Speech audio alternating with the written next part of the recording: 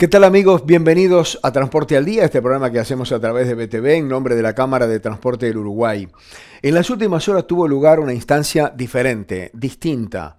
¿Por qué? Porque se realizó en el Hyatt, este hotel que queda allí en la Rambla de Pocitos, una jornada vinculada con la movilidad, sobre todo metropolitana, de Montevideo, San José y Canelones, pero con raíces mucho más en la capital, con el foco puesto mucho más en la capital que en los otros dos departamentos. Es que el Centro de Estudios Metropolitano que preside Laura Raffo, ¿sí? Laura Raffo fue candidata a la Intendencia de Montevideo en las últimas elecciones departamentales. Ella presentó un estudio que se hizo con muchas aristas. ¿Qué les gustan los montevideanos del transporte? ¿Qué no les gusta? ¿Qué piden? ¿Cómo les gustaría que fuera? ¿Qué es lo que más rechazan? ¿Y qué es lo que más aceptan? Allí, en una colmadísima sala del Hyatt, estuvo presente la esfera pública, tanto de la Intendencia como del Estado, Ministerio de Transporte, Ministerio de Economía, UTE, qué sé yo, varias empresas públicas, pero también mucha gente vinculada a la empresa privada. Entre ellos, obviamente, las empresas del transporte capitalino, por ejemplo, el presidente de Cucha, Juan Salgado, que es a la vez presidente de la Cámara de Transporte del Uruguay. La primera que hizo la exposición fue Laura Raffo, precisamente para disparar. Después hubo una serie de talleres, etcétera, etcétera. Nosotros estuvimos allí cubriendo el evento y vamos a dividir todo el programa de hoy en varias ramas, pero todas vinculadas con este tema. Con los primeros que charlamos fue precisamente con Laura Raffo, pero también con Alejandro Curcio, que es director de Curcio Capital. Aquí está esta primera parte de Transporte al Día con estas dos visiones de lo que debe ser el transporte capitalino. Lo que tenemos que analizar cuando analizamos Montevideo es que no es una isla, es una mancha urbana que crece, que en realidad se extendió a San José, a Canelones y que hoy abarca casi 2 millones de personas. Y por lo tanto, para pensar en soluciones de movilidad hay que pensar en toda esa franja. Y una franja que va a seguir creciendo porque el Centro de Estudios Metropolitano hizo diversas encuestas que muestran que el 76% de la gente desea que la ciudad se siga expandiendo hacia zonas verdes y no hacia una ciudad más concentrada y compacta donde sería más sencillo darle servicios de transporte. Entonces ese es el primer tema a tomar en cuenta. El segundo tema a tomar en cuenta es que creció mucho el parque automotor, se avanzó el transporte privado por encima del transporte público y el transporte público está viviendo una crisis con menor cantidad de usuarios y tiene que pensar en una reconversión. Ahora, esta reconversión tiene que ser vista como una iniciativa de política pública donde se contemple que la gobernanza para tomar estas decisiones es una gobernanza compartida porque está el Poder Ejecutivo y están los gobiernos departamentales de San José, de Montevideo y de Canelones. Lo mismo pasa con la infraestructura. Se requieren muchas obras de infraestructura para dar una movilidad más ágil, pero esa infraestructura también tiene que contemplar a los 3 departamentos. Entonces, esta conferencia fue el puntapié inicial para que se haga esta conversación y que se extraigan conclusiones que luego van a ser puestas por escrito para que sobre eso se hagan propuestas de política pública. ¿Eso en cuánto tiempo, Laura, aproximadamente, que es lo que la gente siempre quiere saber? Y bueno, lo que pasa es que esto tiene que ser un proyecto a largo plazo, que evolucione por encima de lo que son los gobiernos nacionales y departamentales. Hay que tener una visión a largo plazo de lo que es la movilidad y la infraestructura por una movilidad más ágil. Entonces, las propuestas pueden hacerse ahora. Tendría que haber un compromiso de, en la próxima década, realizar esas transformaciones. Políticas de Estado. Sin lugar a dudas, políticas de Estado, no solo a nivel nacional, sino también a nivel departamental. Que uno diga, mira, hacia ahí tenemos que ir, hacia una movilidad que garantice a las personas una mejor calidad de vida. Estas son las inversiones que hacen falta, estas son las transformaciones que hacen falta, comprometámonos a eso independientemente de quién esté en el gobierno. ¿El Centro de Estudios Metropolitano va a seguir insistiendo en esto? Sí, este es un tema que estamos poniendo en agenda con mucha fuerza, vamos a escribir un documento con las conclusiones de esta conferencia, así que vamos a seguir sobre eso. Y luego, en nuevas conferencias vamos a poner sobre la mesa también el tema del cambio climático y del cómo convertir a Montevideo en un hub de atracción de empresas tecnológicas. La problemática en verdad es la contaminación a nivel mundial y eso ya no se puede ocultar. Se emiten 50.000 millones de toneladas de gases de efecto invernadero, no solo dióxido de carbono por año. Inclusive cuando hubo la pandemia en el 2020, que la actividad económica cayó mucho, solo se redujo un 5%. Un quinto de los gases de efecto invernadero van a pasar 10.000 años para que se vaya. Entonces ya estamos, si hacemos la analogía de como una bañera, le metés gases de efecto invernadero, hay que sacar un tapón, si no, no anda. Entonces, ¿qué está haciendo las industrias a nivel mundial?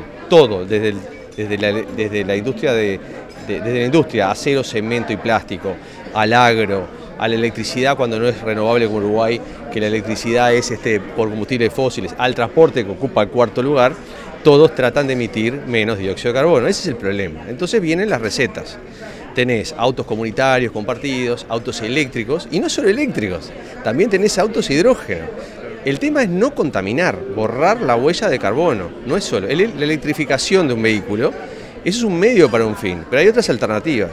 Mirá, se habla, ahora justo está hablando de una persona que decía, bueno, el hidrógeno es solo para mover vehículos grandes, y no es así. Ahora hay pruebas en las cuales se inyecta el hidrógeno en vez de combustible a un motor a combustión y emitís agua y andás igual. Entonces hay muchas tecnologías, es un tema político fuerte, por eso las compañías están tratando de acelerar lo que es las baterías y electrificación, pero fíjate que la batería mejor del mundo de ion litio es 35 veces menos potente que un litro de nafta, hoy. Entonces el futuro es eléctrico, las baterías son un problema. Es un problema el manejo y todo, y no son eficientes. Es como, yo digo, comprar un auto a batería, hoy la batería es va evolucionando, pero 5 horas para cargar, 1 hora para cargar, ya hay pruebas, ya están en el mundo, que estás 3 minutos cargando un vehículo de hidrógeno y andás casi 800 kilómetros. ¿Y entonces qué se viene? Y bueno, ¿Cómo se viene? Mirá, lo que se viene es indudablemente todo el ciclo de vida desde que nace un vehículo, cualquier tipo de vehículo, avión, barco, desde que nace hasta que muere, hasta que desaparece su ciclo de vida, tiene que ser con la menor cantidad de emisión de dióxido de carbono. Entonces, las tecnologías van a ir mutando para lograr ese objetivo. El futuro sí, es verdad, son vehículos eléctricos, pero también son vehículos a combustión. No desaparecen, pero la energía que lo va a hacer la explosión en el motor no es combustible fósil, es el hidrógeno, que es el elemento más abundante de la naturaleza y es gratis. Hay temas, o sea, gratis entre comillas, hay manejo, almacenamiento, transporte. Se habla que son para masas grandes, pero no tienen por qué ser masas grandes, porque ahí necesitas una pila de combustible, pero si vos lo almacenás de una manera que lo inyectás directamente en el motor a combustión, no necesitas todo el problema de las baterías. Entonces está cambiando, es muy acelerado y tal vez atrevido de mi lado decir, esta es la solución. Yo no me la creo por ese lado. Yo te digo, el problema es ambiental y va a haber muchas nuevas tecnologías que van para ese camino, ¿viste? Ahora, ¿la tendencia es a usar cada vez más el transporte público? No, en las ciudades sí, obviamente, pero fíjate, un dato concreto. Decías los datos del interior. Y no, en Uruguay tiene 243 autos cada 1000 habitantes. En Montevideo hay 213 autos cada 1000 habitantes. Hay menos que el promedio de los demás departamentos. Lo que pasa es que Montevideo es chiquito, está congestionado, el problema no son los autos, el problema es la infraestructura. El transporte público está buenísimo, es fundamental. Pero en Uruguay el auto es aspiracional y en muchos países lo sigue siendo. Yo siempre digo que es el auto, es el parrillero para el uruguayo, el auto y la casa. Me dice, vos estás loco, la casa. No. He visto gente que se queda con el autito y vende la casa. Pero más allá de eso pasa en otros países también. En Argentina se venden más autos que en Uruguay en promedio. 247 autos cada 1000 habitantes. Y en Chile arriba de 300. Entonces no estamos mal, es otro problema. Mirá Maldonado. En Maldonado hay 400 autos cada 1000 habitantes. ¿Y la gente se queja?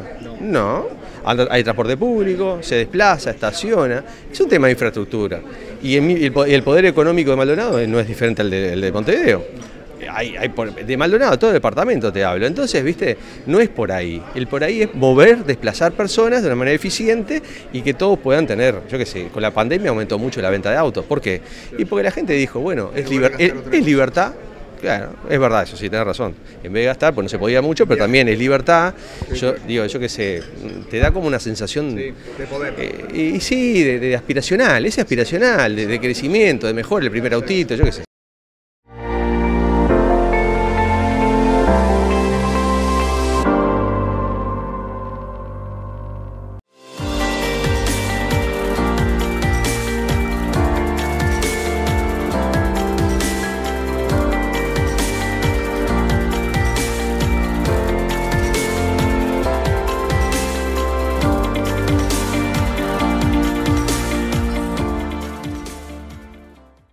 Continuamos, amigos, con Transporte al Día. Les decíamos que el programa de hoy va a estar vinculado todo en su totalidad con lo que pasó en el Hyatt hace algunas horas, donde el Centro de Estudios Metropolitano habló del transporte de la zona metropolitana. A propósito de ello, hablamos con la presidenta de UTE, Silvia Emaldi, la ingeniera Silvia Emaldi. Hablamos también con el ministro de Transporte y Obras Públicas, José Luis Falero, y con el director de SACEM, con Alejandro Ruibal, porque los tres organismos tienen interacción en esto de la movilidad. Aquí están.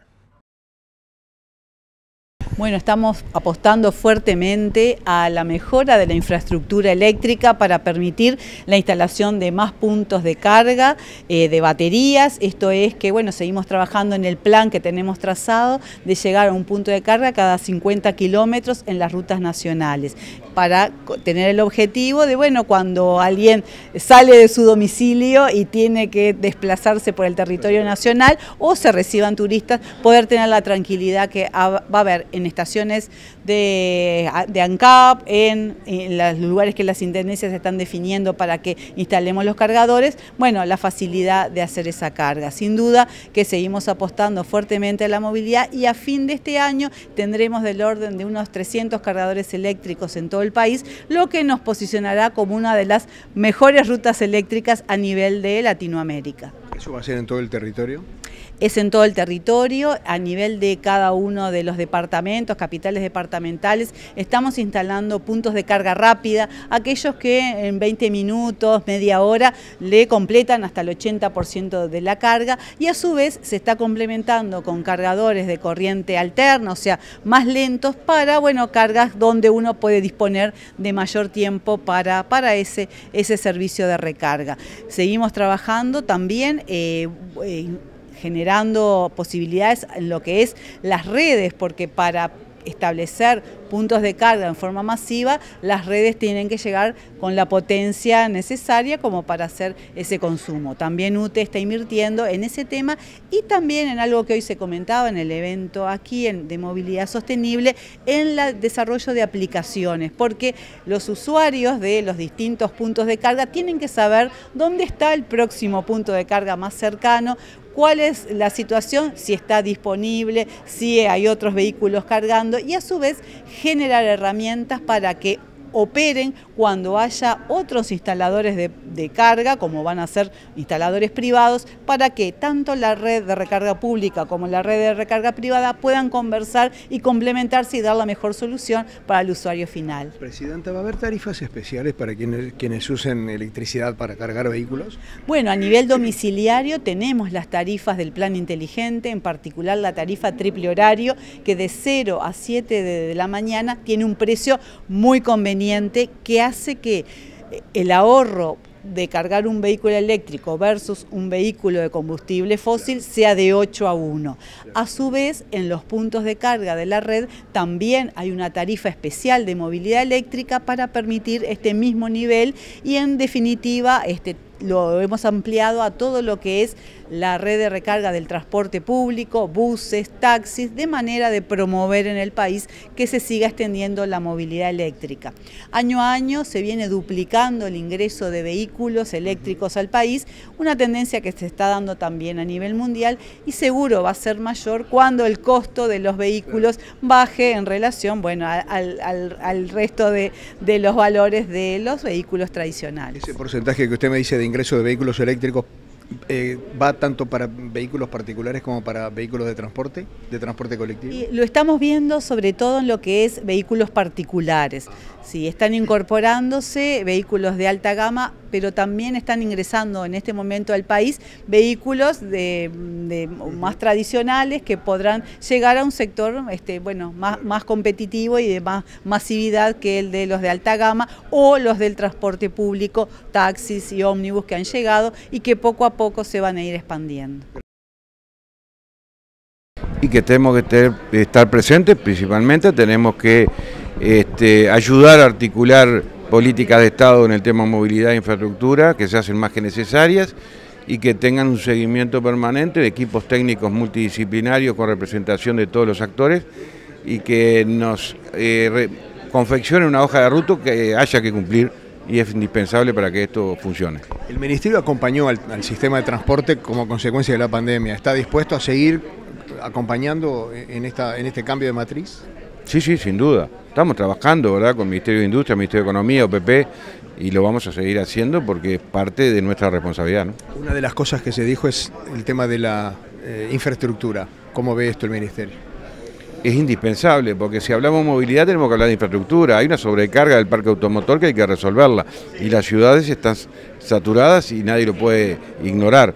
Tenemos que actuar en consecuencia con obras coordinadas para que no nos generen dificultades en el futuro como falta de prevención, como consecuencia de falta de estudios previos, ¿no? La coordinación con las intendencias, por ejemplo. Es fundamental. Acá no es intendencia, gobierno nacional. Acá somos todos los responsables y tenemos que trabajar en conjunto. La infraestructura es lo fundamental para el desarrollo del país, para el desarrollo de la sociedad. Hoy hablamos de movilidad acá, si será importante contar con buena infraestructura para que tanto la movilidad sea eléctrica o a combustión se desarrolle en forma eficiente. Las ciudades siguen creciendo, es una tendencia mundial. Hoy decía acá que el 68% de la población va a vivir en ciudades ya para el 2050, o sea, hoy estamos en el 55%. Entonces, si no invertimos en infraestructura, las ciudades se van a trancar.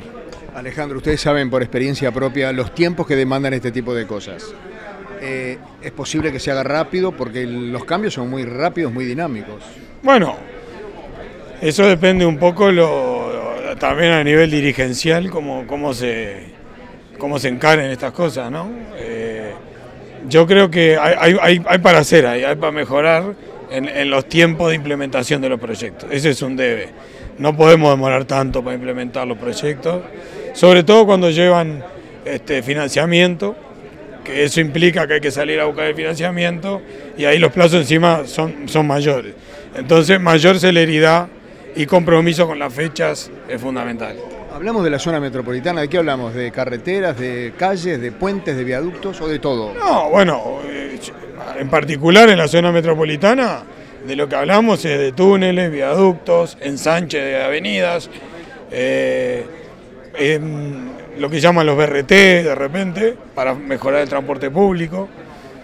Básicamente son esas las intervenciones que hay que hacer en las ciudades.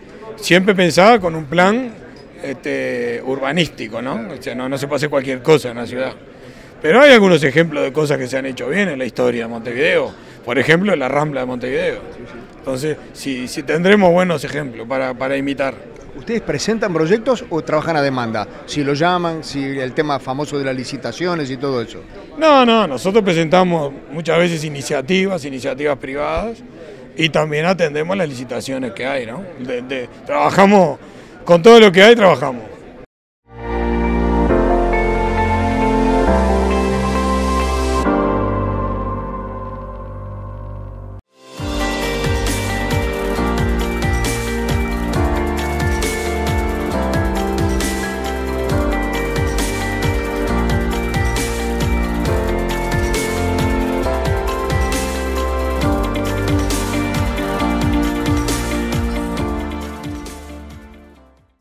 Continuamos, amigo, con Transporte al Día. Seguimos hablando de la jornada que se vivió en el Hyatt a propósito de la movilidad metropolitana y entrevistamos en el bloque que viene a Javier Barrios Bove, edil del Partido Nacional, hijo de aquel recordado diputado blanco Javier Barrios Anza, pero también con el presidente de la Cámara de Transporte del Uruguay, con Juan Salgado. A los dos le preguntamos lo mismo, ¿qué se llevan de esta jornada a partir de la postura, de la ponencia que hizo Laura Raff? Y te abren la cabeza, te hacen pensar porque es necesario planificar el Montevideo que se viene, el Montevideo a 20, 30 años. Se vio en el detalle de que Montevideo se va expandiendo y hay que ir corriendo esa expansión de Montevideo. Se necesita más infraestructura para que tanto el transporte público como privado puedan circular de mejor forma. Hoy todos vemos un Montevideo que a las horas pico está saturado. Se necesitan obras de infraestructura que resuelvan esa problemática y que permitan una mejor agilidad del transporte público, que es muy necesario, que es hacia donde todos debemos ir, porque no es lo mismo movilizar una sola persona que 40 o más personas en el transporte público, pero complementarlo, lo que se llama la multimodalidad. A veces para llegar hasta el transporte público uno va en bicicleta, como vemos en otros países, o va en su auto particular, lo deja en determinado lugar y ahí el trayecto largo lo hace en el transporte público. Hemos visto las fortalezas en una encuesta que realizó el CEMET del transporte público en cuanto a frecuencia, en cuanto a limpieza. Hoy que estamos en el medio de la pandemia, lo que se valora, la buena ventilación y el uso de las garantías que está dando el transporte a diferencia de otras ciudades. Y bueno, hacia ahí tenemos que ir. Javier, en una instancia como esta donde estaba el gobierno nacional, el gobierno departamental, la empresa privada, centros de estudios financiados por grandes fundaciones, ¿esto no sería algo así como política de Estado? Son políticas de Estado y además las políticas que yo te decía son a largo plazo. Son obras de infraestructuras que no se van a hacer en un año o dos, capaz que le empieza una administración y la cinta la corta otro. Pero además, como tú decías, si pensamos en el este, en la Avenida Italia, ese proyecto que siempre se habla de Avenida Italia y llegando hasta el Pinar, bueno, ahí esto implica Montevideo, Canelones, el Ministerio de Transporte Público.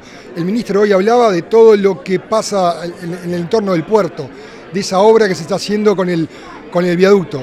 Y hay un desarrollo inmobiliario con más de 600 apartamentos que no tiene previsto el ingreso y el egreso. Entonces hay que mirar a largo plazo, hay que ser generoso, como ha habido en nuestro país, políticas públicas a largo plazo y no pensar en quién corta la cinta, sino en cómo solucionamos la calidad de los habitantes. Con este tipo de cosas vamos por el buen camino. Y sí, a ver, estas son usinas de ideas.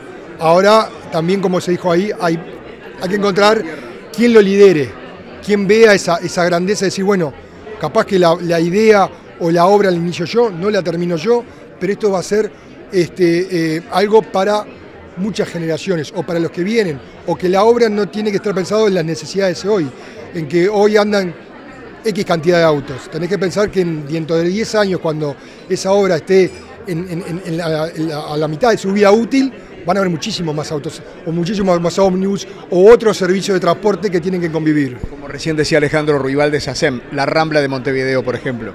Claro, la Rambla de Montevideo, a ver, no podés pensar... la gente no lo sabe quién la hizo. Claro, y se hizo hace más de 100 años, y hoy le damos distintas utilidades, porque antes era una arteria de entrada y salida. Hoy también, pero también es una peatonal, es el lugar más democrático de Montevideo, que vienen gente de todos los barrios en verano a disfrutar la Rambla, las playas. Es algo envidiado por los turistas, por los argentinos, ni que hablar. Entonces, esos proyectos a largo plazo es lo que hay que hacer.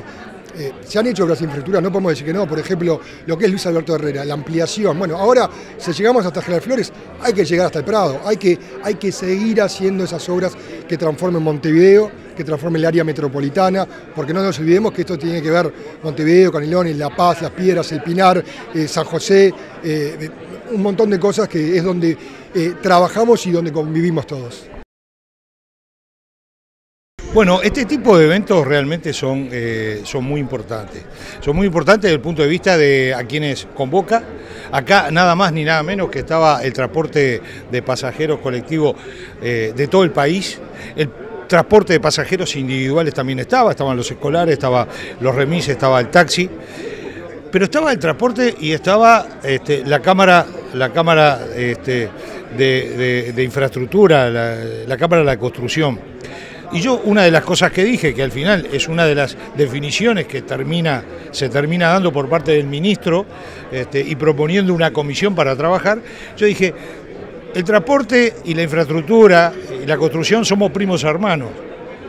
Porque si queremos hacer las cosas eficientes, si queremos darle comodidad a la gente y respuesta a dónde quieren ir, no es individualmente a dónde quieran ir, para después ir corriendo desde atrás y correr la liebre desde atrás para darle servicio, para hacer las calles, para la iluminación, la seguridad, el transporte, que en muchos casos a veces pasan años que no hay infraestructura ni siquiera para que entre un ómnibus, aunque quisiéramos entrar. ¿Cómo no vamos a querer entrar si están los pasajeros allí? Entonces, este tipo de foros donde no venimos a buscar coincidencias, sino que lo que venimos a buscar son estas cosas, estas frases, estas definiciones, son importantes para poder seguir trabajando, para poder a la luz de esto seguir trabajando. Y poder decirle delante del ministro de Transporte, del secretario de la Presidencia, del director de la Intendencia y de muchas autoridades más, decirles que una de las cosas fundamentales cuando hablamos de movilidad y cuando hablamos de sostenibilidad es la interrelación y el trabajo en conjunto que tienen que hacer los públicos y los privados. Sin eso no podemos lograr nada. Si no estamos podemos estar en el mismo camino, pero si vamos en distinta dirección va a ser peor igual. Entonces, lo que tenemos que hacer es trabajar, gobiernos nacionales, gobiernos departamentales, obras que trascienden un departamento y otro, es el mismo país, es la misma gente la que sufre. Cuando pasa un límite sufre porque trabaja y cuando pasa otro límite sufre porque vive. Pero en definitiva, ¿convive en dónde? En el espacio que no tiene fronteras. La verdad que fue muy enriquecedor.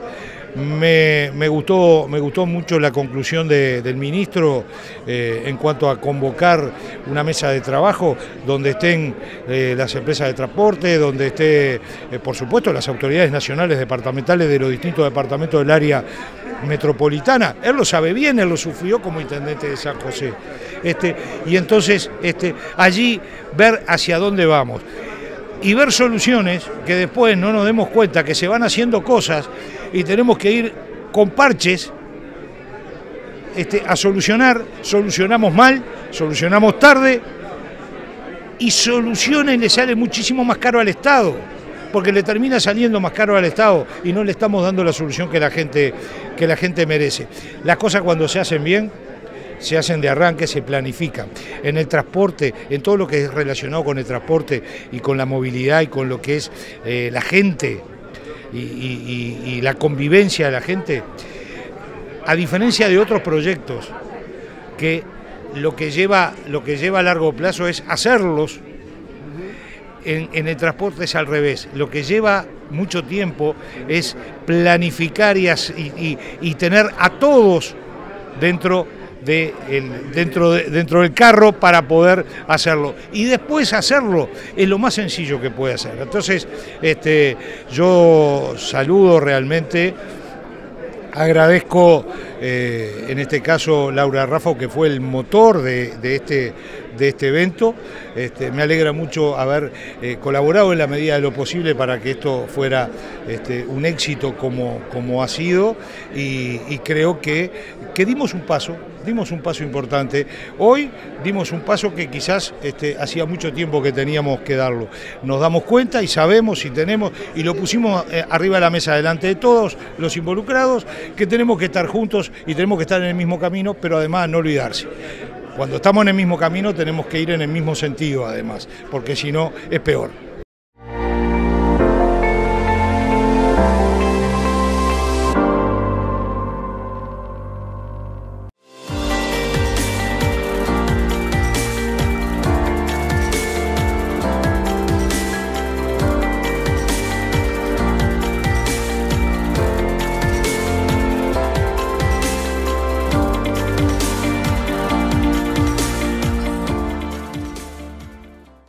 Ingresamos, amigos, en el último bloque de nuestro programa de hoy. También estuvieron presentes allí y hablamos con ellos el director de movilidad de la Intendencia de Montevideo, Pablo Itamuso, y también el director de Transporte Escolar Unido, de TEU, que además de hablarnos de la jornada que se vivió en el Hyatt, también nos contó de que la organización que lo nuclea está por celebrar sus 50 años de vida. Aquí la palabra de Pablo Itamuso y también de Gerardo Ceres.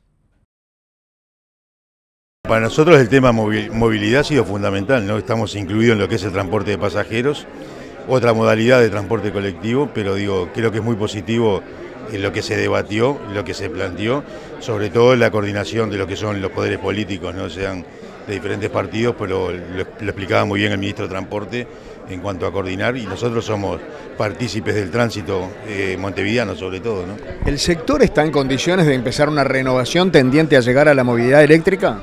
Bueno, nosotros ya lo empezamos a trabajar, nos falta muchísimo, no solo en lo económico, sino en la infraestructura, ¿no? Por el tipo de empresa que manejamos nosotros.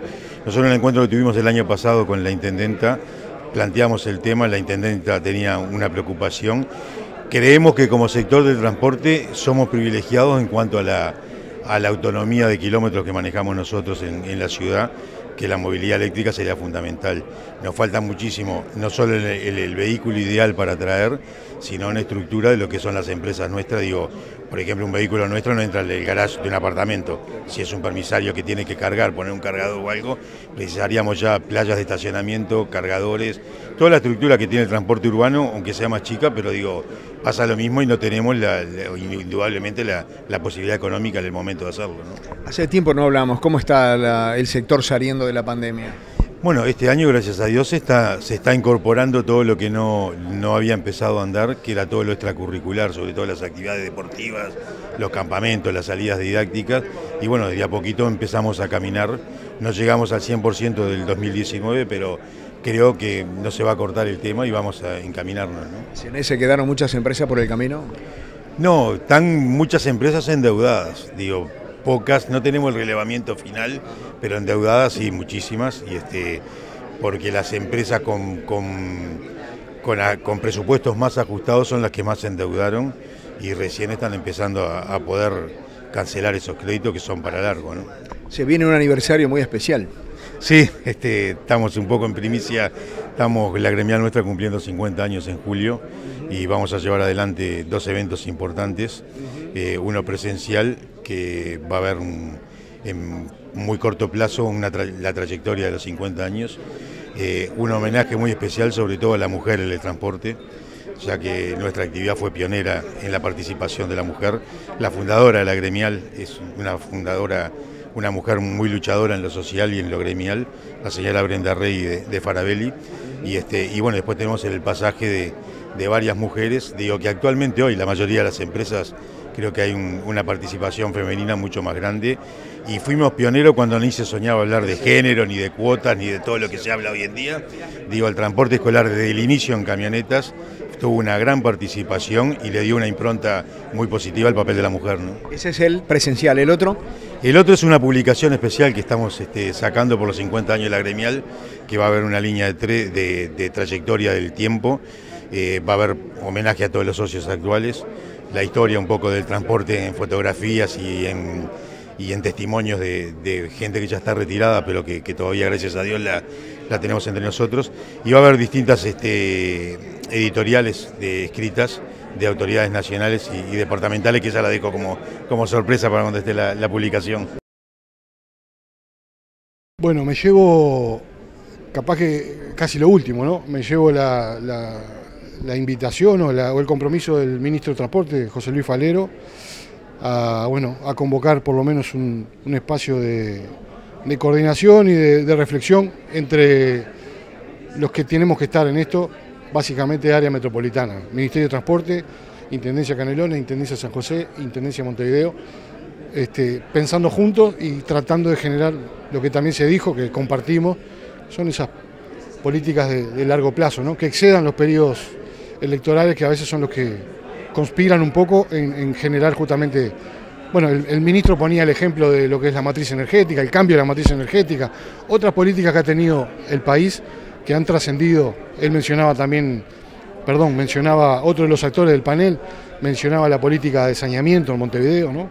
Políticas de largo plazo que exceden los periodos electorales y que realmente son las que generan los cambios importantes. Datos interesantes, algunos de ellos nuevos para mí, alguna encuesta que es alentadora, que aparte no coincide con la encuesta Origen-Destino que tenemos del 2016, que básicamente se divide en 3, un tercio que se mueve caminando, un tercio que se mueve en ómnibus y un tercio que se mueve en vehículos particulares.